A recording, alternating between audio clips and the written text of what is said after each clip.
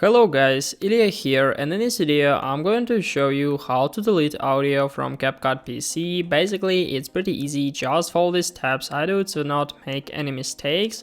So in order to show this process I created this project, and as you can see I have the main video and some audios here.